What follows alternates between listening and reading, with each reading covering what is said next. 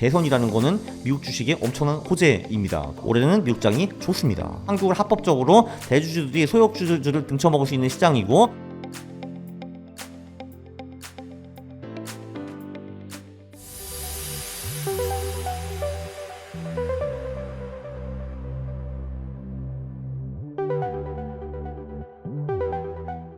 일단 올해 재선이 있습니다. 그 재선이라는 거는 미국 주식의 엄청난 호재입니다. 제가 지금 대선이라고 안 하고 재선이라고 말한 이유가 있는데, 그 재선은 말 그대로 지금 존재하는 대통령이 다시 선거에 나와가지고 다음 4년을 노려보는 대선을 말하는 겁니다. 지금 바이든 대통령이 또 나오잖아요. 자, 그래서 대선은 재선이냐 아니면 두 사람 새로운 사람이 나오느냐, 이거의 차이가 어마어마하게 큽니다. 자, 한번 이제 그 당신이 미국 대통령이라고 치고 내가 또 재선이 나온다라고 하면은 그럼 당신이 원하는 건 뭡니까? 수단 방법을 가리지 않고 이겨야 됩니다. 이겨야 되는 거거든요. 그리고 이기기 위해서는 뭐를 해야 됩니까? 당연히 경제와 주시장을 부양시켜야 합니다. 그래서 그걸 하고 있습니다, 지금.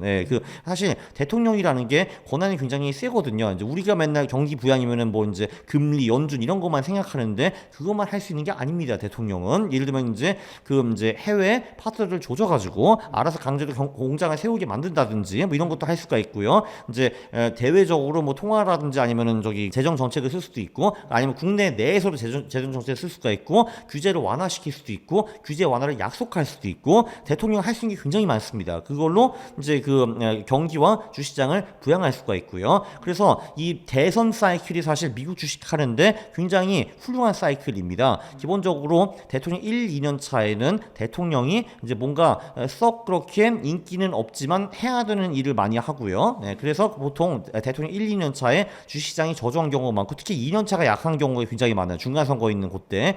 3, 4년 차에는 근데 이 사람이 다음 선거를 연두에 둬야 되기 때문에 그때부터는 포퓰리즘에 빠지기 시작하거든요. 그래서 일단 미국 대통령 사이클 3년 차에 주시장이 떨어진 적은 진짜 거의 없고요. 그리고 4년 차는 그거를 구분해야 됩니다. 이 사람이 다시 나오는 재선이냐, 그럴 때는 재선 4년 차에는 미국 주식 떨어지는 경우가 진짜 거의 없습니다. 단 새로운 두 명이 나온다, 그럴 때는 미국 주식이 떨어지는 경우가 종종 있었어요. 예를 들면 2000년 또는 2008년. 그 이유는 뭐냐? 아니, 생각을 해보세요. 당신이 8년 동안 대통령을 했는데 근데 이제 물러나야 될 거 아니에요? 다음 선거는 내가 알 게 뭐야, 내가 먹는 게 아닌데 라고 생각하니까 당연히 경기 부양이라든지 아니면 그런 게 좀 약화될 수밖에 없습니다. I don't fucking care거든요, 사실은. 그럼 내가 아니거든. 이제 어차피 다른 인간들이 대통령이 될 건데. 그렇기 때문에 이 대통령이 경제에 신경 쓰는 에너지가 떨어질 수밖에 없고, 그래서 그때는 대형 사고가 많이 터졌습니다.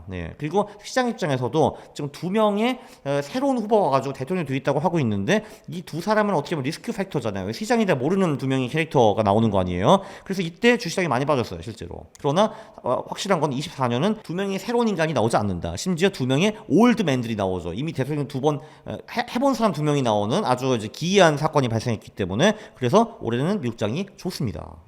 그럴 가능성이 매우 높은 게요. 그리고 실제로 재선해의 하반기 수익률을 보면 상당히 좋습니다.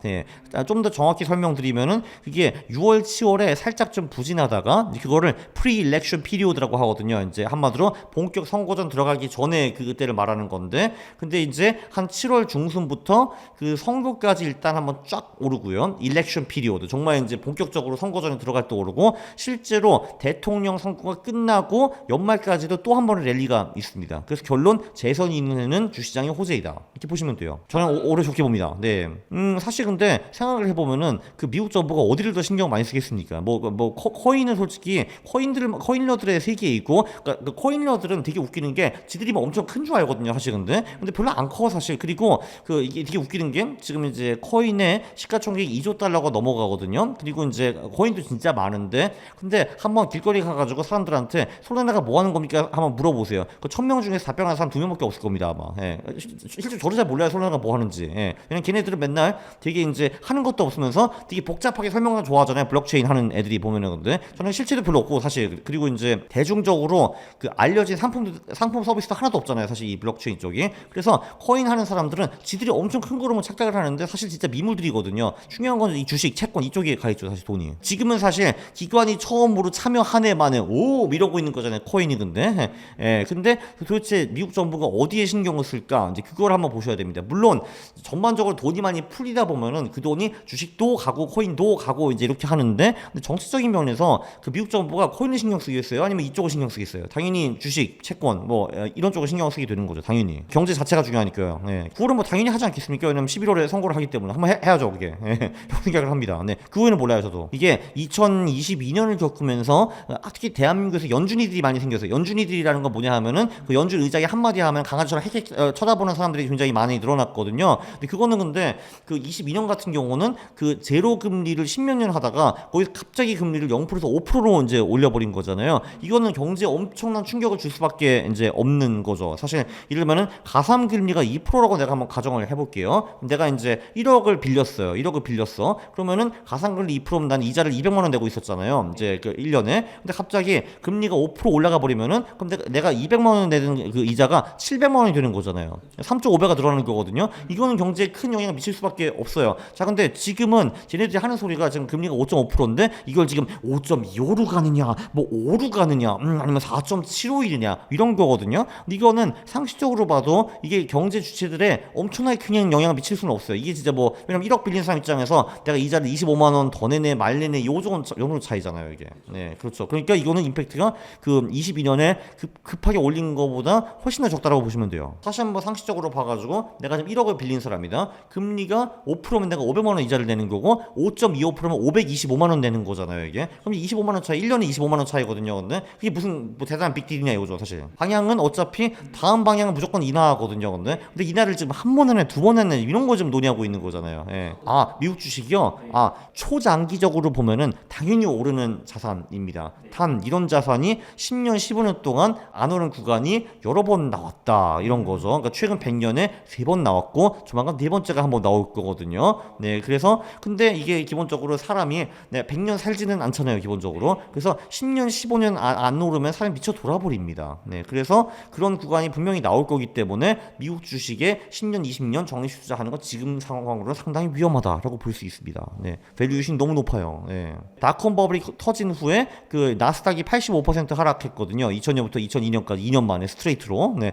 S&P 500은 그 정도는 아니었어요. 왜냐하면은 그 이제 S&P 500은 버블이 좀 더 적었기 때문에, 그러니까 밸류에이션 버블이 적었기 때문에. 사실 근데 지금의 이 AI 그 이제 장이 당시 IT 버블과 비교할 수 있는가? 저는 아직 비교할 수 어렵다고 봅니다. 왜냐하면 지금 뭐 엔비디아 같은 데가 그 포워드 PE가 30대 정도로 알고 있거든요. 30대면 비싼 건 비싼 게 맞기는 맞는데, 근데 그 기업의 영업이익이라든지 뭐 그런 성장률 같은 거 보면은 아직 대단히 비싸다고 볼 수는 없을 것 같고요. 그래서 이제 근데 그럴 수는 분명히 있죠. 이제 사실 지금 딱히 투자할 곳이 반도체 AI밖에 없기 때문에 이제 올해 내년 한번 신나게 큰 버블이 오고 그게 터지면서 장기 하락장이 시작할 가능성은 저는 있다고 봅니다. 네.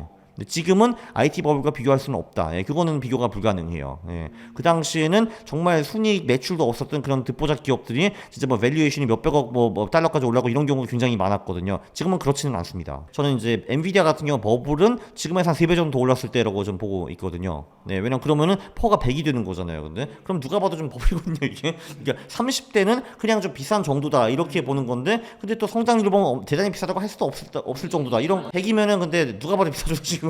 한국 주식은 의외로 괜찮아요. 왜냐면 밸류에이션이 매우 낮기 때문에. 아무 기대가 없고 모두가 쓰레기라고 생각하잖아요. 한국 주식은. 네.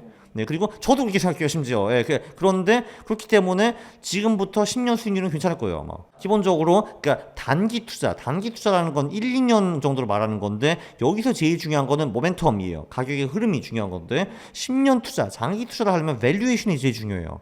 비싼가 안 비싼 그게 중요한 거예요. 10년 투자할 때는 이 나라가 뭐 어떻게 돌아가고 성장률이 어떻고 그런 거 하나도 안 중요해요. 오로지 얘가 지금 싼가 비싼가 그걸 봐야 되거든요. 그래서 우리가 1, 2년 단위로 투자를 할지 10년 단위로 투자를 할지 이거를 명확히 알고 투자를 해야 되는 겁니다. 왜냐면은 사실 이제 저도 이제 이 얘기가 어디서 나왔냐면은 지난번에 어떤 영국 펀드 매니저가 코리아 enough is enough라는 보고서를 썼어요. 아니 더 이상 참을 수 없다라는 보고서 썼는데 거기서 그 사람은 한국 시장을 신랄하게 욕했어요. 좋겠습니다. 왜냐하면 한국을 합법적으로 대주주들이 소액주주를 등쳐먹을 수 있는 시장이고, 그리고 내가 그거를 그래서 이제 내가 특정 이름을 언급하면서 저 나쁜 새끼 하면은 내가 오히려 모욕죄로 감옥에 갈 수 있는 그런 이상한 나라이다. 그리고 한국 소액주주는 바보들이기 때문에 이제 그렇게 데모를 잘하는 민족이 쓸데없는 걸로 데모를 하고 소액주주 권리 보장해라 만세 이런 데모는 또 안 한다라는 겁니다. 그런데 되게 웃기는 게 그렇게 신나게 한국 시장을 욕한 다음에 나는 그래서 한국에 긍정적이다라는 말을 했습니다. 그게 왜 그러냐 하면은 첫 번째 이제 모든 기업들이 사기꾼들은 아니다라는 게 하나 있었고요. 그리고 두 번째 사기꾼 기업들도 많은데 사기꾼인 거를 감안해도 너무 싸게 나온다라는 게 하나 있었고, 세 번째는 이렇게 개판이 나라이기 때문에 더 이상 거버넌스가 떨어질 가능성은 없다 이런 말을 했습니다. 네, 저도 그거에 동의합니다. 그래서 뭐 밸류와 프로그래밍이 뭔가 좀 나왔잖아요. 근데 저는 물론 그건 총선용이라고 보기는 하는데, 근데 이게 선거가 계속 오잖아요. 근데 계속 오면서 이제 뭔가 계속 제도가 조금씩 나아질 수밖에 없다라고 보기는 합니다. 왜냐면은 이 주주들의 수가 지금 1,000만 명이 넘어갔기 때문에 정치권에서 더 이상 무시할 수 있는 정도의 수가 아니거든요. 금투세는 당연히 이제 안 좋은 거고, 저도 세금을 내기 싫은 사람인데, 그래서 당연히 단기적으로 악재가 될 가능성은 당연히 있는데, 근데 그거는 이제 일회성 악재잖아요, 사실은. 네, 사실 딴 나라는 세금 다 내고 있습니다. 양도세 같은 거 주식에 대해서. 저는 그건 대수롭게 보진 않고 있습니다. 지금 미국 이제 채권 TLT가 제가 이제 한 10월부터 좀 사라고 했는데 11월, 12월 엄청 올라갔어요. 그래서 와 했거든요. 근데 올해는 좀 이제 부진하다가 그래도 지금 보니까 4월 말부터 반등을 해가지고 올해 지금 수익이 지금 여기 마이너스 4% 지키는데 배당까지 포함하면 마이너스 3% 정도 될 것 같네요. 지금 보면은 기본적으로 연준이 금리를 낮추면은 미국 장기채도 같이 많이 오른다라고 보시면 될 것 같거든요. 근데 사실 다음 스텝은 내가 보기엔 무조건 인하거든요. 사실 이제 인상은 더 이상 이제 없을 것 같으니까. 네, 그래서 제가 좀 타이밍이 빨랐다고 볼 수는 있는데 어쨌든 저는 미국 채권에는 아주 긍정적인 뷰를 유지합니다. 10월 말이죠. 10월 말. 네. 예, 기본적으로 한국은 11사 천국 50지역도 굉장히 뚜렷하고 홀수 천국 짝수 지역이 매우 뚜렷한 나라이기 때문에 이제 저는 이제 조만간 오는 홀수해를 매우 좋게 보고 있습니다. 네. IMF 후에 홀수해 한국 주식이 떨어진 적이 한 번도 없습니다. 그래서 하필 2025년이 첫 해라고 저는 생각하지는 않고 있기 때문에 이거는 확률이 꽤 높은 베팅이라고 생각합니다. 네.